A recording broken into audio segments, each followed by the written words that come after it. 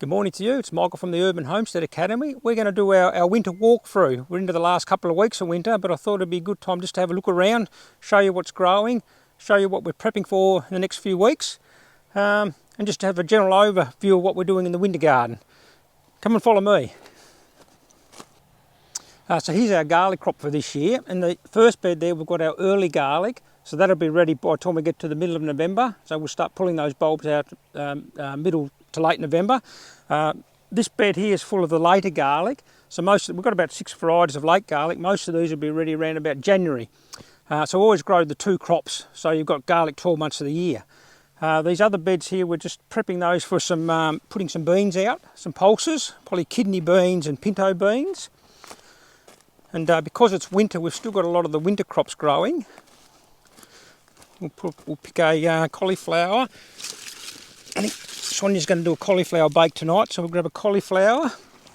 And we're going to do some coleslaw, so we'll grab one cabbage.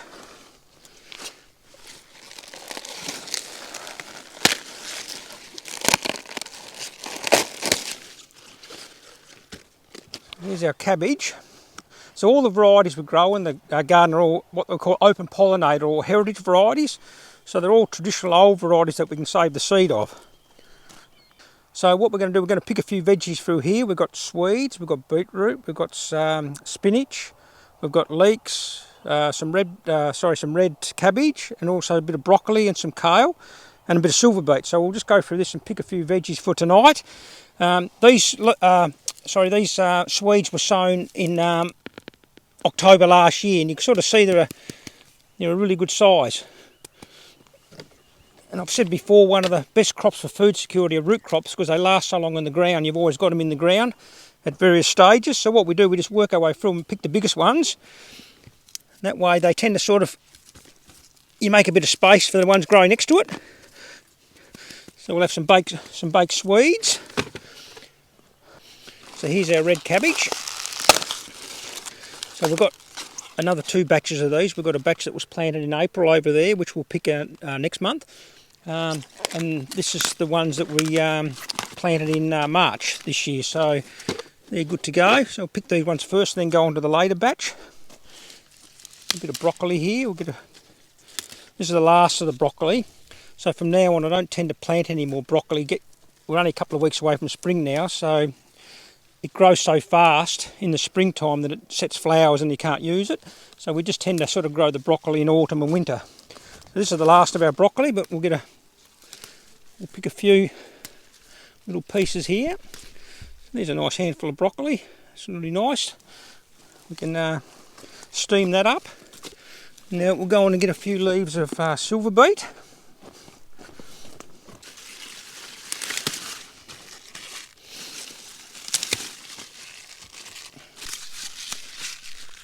Kale's good. Sonia puts the kale in our coleslaw along with carrot and cabbage, so kale leaves are really good for that. Just a handful there. So I'm just picking some spinach now, make a nice side dish. Just get a couple of leaves of that. You probably notice a couple of these leaves got holes in it. Everything we grow organically, so we don't worry about if there's a few holes in a couple of leaves. That doesn't hurt you.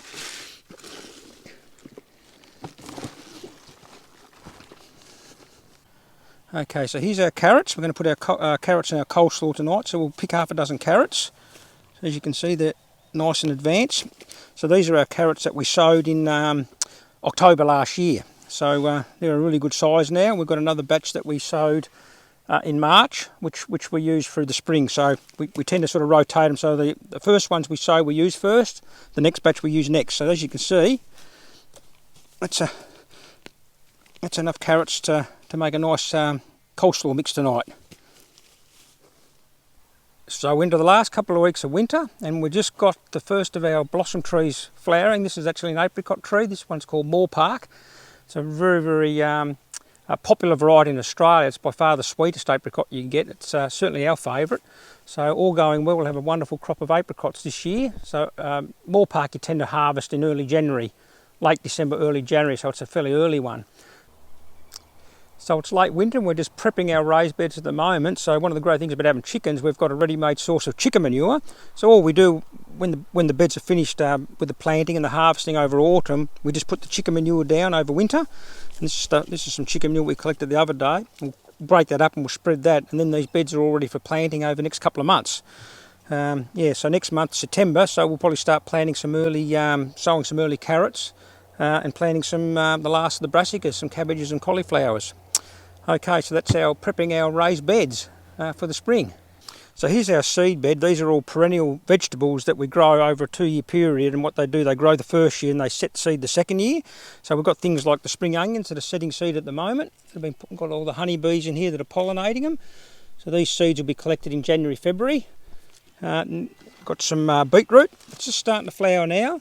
That's our beetroot seed for next year. Got the carrots. You can just see the carrot seed just starting to form now. That's a carrot seed there. So we got the swede seed. It's just starting to set the flower heads now. The silver beet, the parsnip will be a bit later. And then we've got the leek seed that generally they'll set it about November. And the onion seed will set around about December. So most of these will be harvested in January, February 2024, the seed itself. And then we'll dry the seed, store the seed away, and most of this seed will last anything up to 10 years. As I said, they're all open pollinated varieties, all heritage varieties, so they've been grown in gardens in Tasmania for more than 50 years. And then we've got the seed for successive generations. So here's one of our major infrastructure jobs that we've been working on over the winter time. We've concreted about 24 of these coppice logs posts in, and we're going to create a living wall. So we're going to put Rio mesh, which is concrete mesh. I'm going to put that up on the side of this, and then we're going to grow climbers up this mesh, and that's going to stop the southerlies coming in out of the south. So it's going to create a lot better microclimate in our garden. Plus it's going to attract the birds and the bees and things like that, so you get a lot more biodiversity in the garden. So it's going to bring a lot of benefits to the garden. So mostly for here, we'll put some topsoil in here, put the mesh on over the next couple of months, and then when we come back in the springtime, we'll show you the finished wall. But that's definitely one of our major infrastructure projects that we've been working on. Okay, so I just got back from Thailand about 2 weeks ago, and we're doing a couple of projects, one in the jungle and one in the Chiang Mai area, with really good friends called Dakota and Karena. And we built one of these, and these are an ideal structure because they're prefab, and they're ideal size just for a small garden.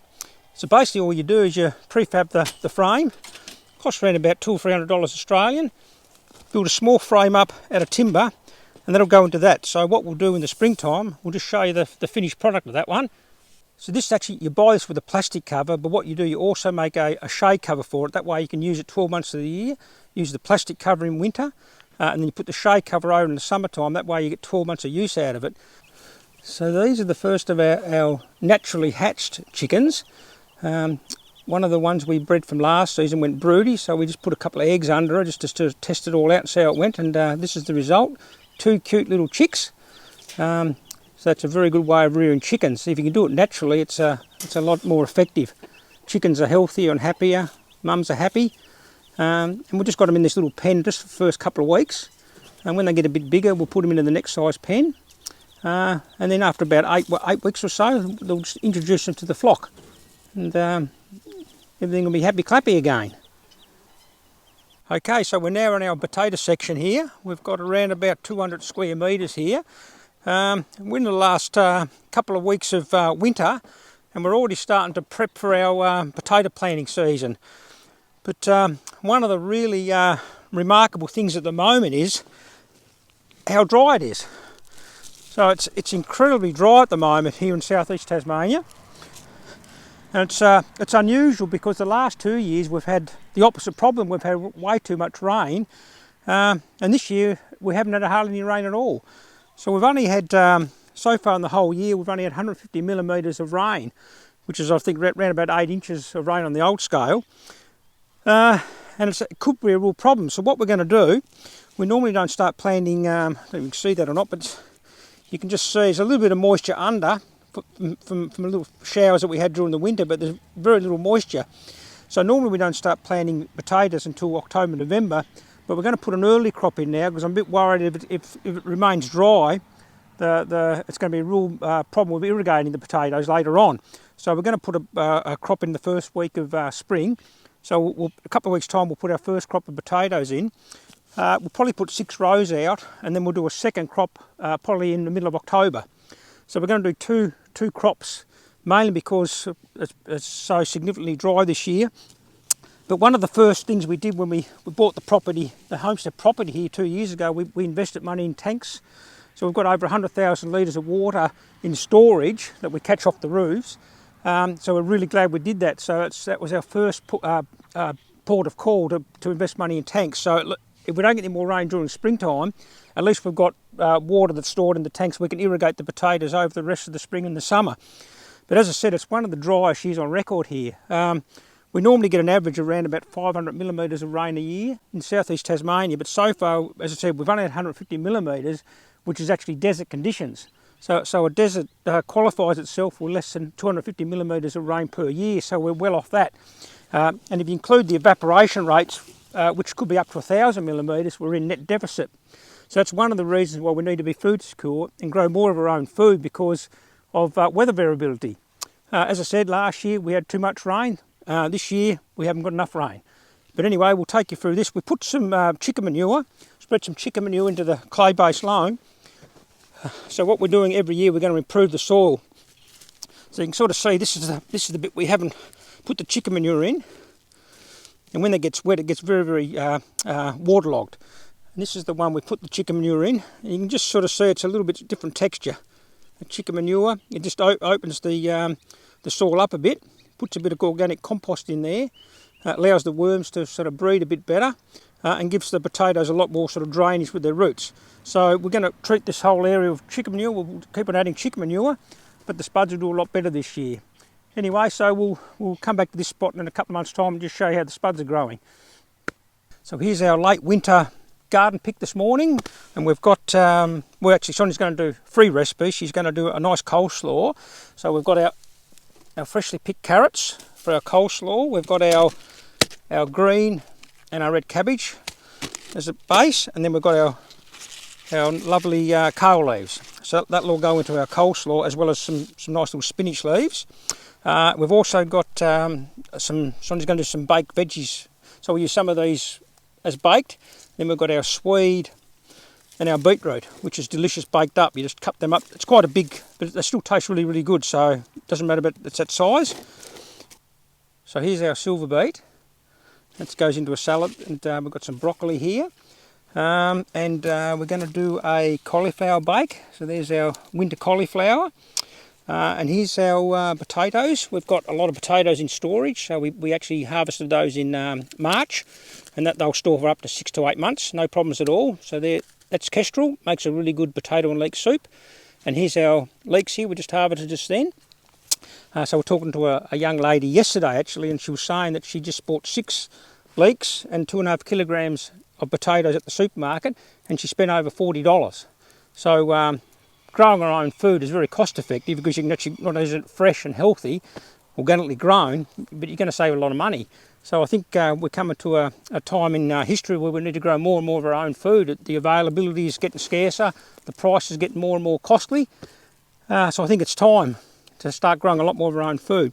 So as I said, she spent over $40 just in 6 leeks and a few potatoes, and we've just gone around for 5 minutes, picked our winter vegetables, and we don't spend any money on food at all here at the homestead. Everything's organically grown on the homestead, save a lot of money, and of course it's really healthy. So that's our winter. So it's spring in a couple of weeks' time. So what we might do, we'll come back in spring and just do a walk around the garden in springtime and just show you what's happening maybe towards the end of October, early November. So that's our winter veggie pick. So we'll come back in maybe 2 months' time and we'll do a spring tour of the garden, show you what's been planted and what's growing in the springtime, and we'll catch you back then. See you then. Bye.